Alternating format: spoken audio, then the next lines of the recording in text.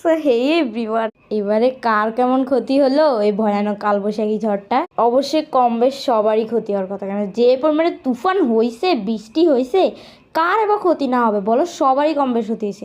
এখন তোমরা অবশ্যই বলবো আপু তোমাদের কি ক্ষতি হয়েছে? আর বলো না, দেখো আমাদের ছাদের রিলিংটা ভেঙে কি হয়েছে। মানে ভাবো, এত পরিমাণে ঝড় হয়েছে যে ইটের রিলিং পর্যন্ত ভেঙে গেছে।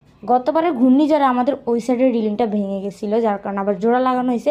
বাট এবারে কমই ভাঙছে, এবারে তো পুরো সবগুলো পড়ে গেছে। দেখো গাইস কি হয়েছে, রিলিং টিলিং তো ভাঙসার সাথে কি বলবো, আমাদের যে গাছ, এটা কাঁঠাল গাছ গাইস, কাঁঠাল গাছটা পর্যন্ত হয়ে গেছে। যেদিন তুফানে ছিল ওই দিন ছিল আবার আমার ম্যাথ পরীক্ষা, মানে রাত্রে। আজকে তো সকালেও অনেক তুফান হয়েছে। এই যে এই গাছটা থেকেই মূলত ভাঙছে, এই যে কাঁঠাল গাছটা থেকে দেখতে পাচ্তেছে। আর ম্যাথ পরীক্ষা দিয়ে একটু ভাবলাম ছাদে আসি, ছাদে এসে তোমাদের সাথে শেয়ার করে, ছাদে উঠতে আসছি মানে যে কী কী ক্ষতি হয়েছে দেখার জন্য। ভাবলাম তোমাদের সাথে শেয়ারও করি কী কী ক্ষতি হয়েছে। এমনি শুনছি রাত্রেবেলা যে যে জোরে জোরে রিলিং ভাঙছে বলার বাহির। আর এমনিতে এবারে বৃষ্টিতে তো আমরা প্রচুর আম খুঁজতে বের হয়ে, এবারে হয়েছে রাত্রে।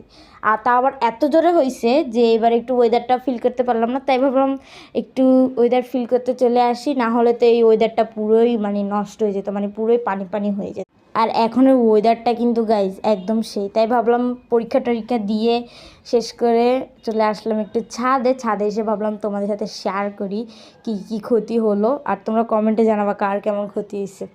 আমাদের এবারে মনে হয় অনেকই ক্ষতি হয়েছে। দেখো ওয়েদারটা কি সুন্দর, তাই না?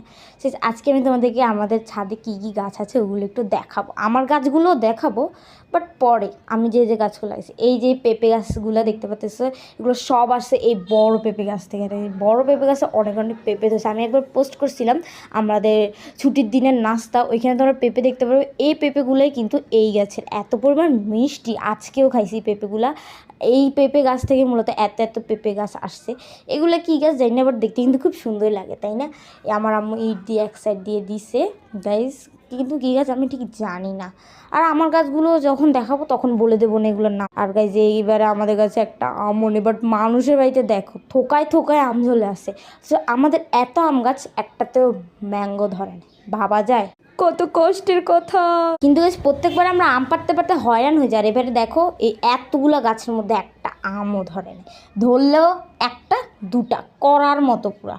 এমনিতে যে পরিমাণ ফুল করছে, আর গাছ কাঁঠাল কিন্তু ভালোই ধরছে। মানে এই গাছে আর উঠানের গাছটাতে তো দেখতে পাচ্তেছো থোকায় থোকায় পারতেছে না একটু একটু উঠে যেতে। যাই হোক এবছরে মনে হয় কাঁঠালই খাওয়া।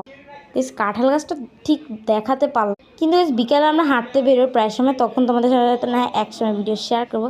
সেক্ষেত্রে আজকে চলে এ পর্যন্ত ভিডিওটা। সবাই ভালো থাকবো, সুস্থ থাকবো, আল্লাহ হাফেজ, আসসালামু আলাইকুম। আর আকাশটা খুব সুন্দর।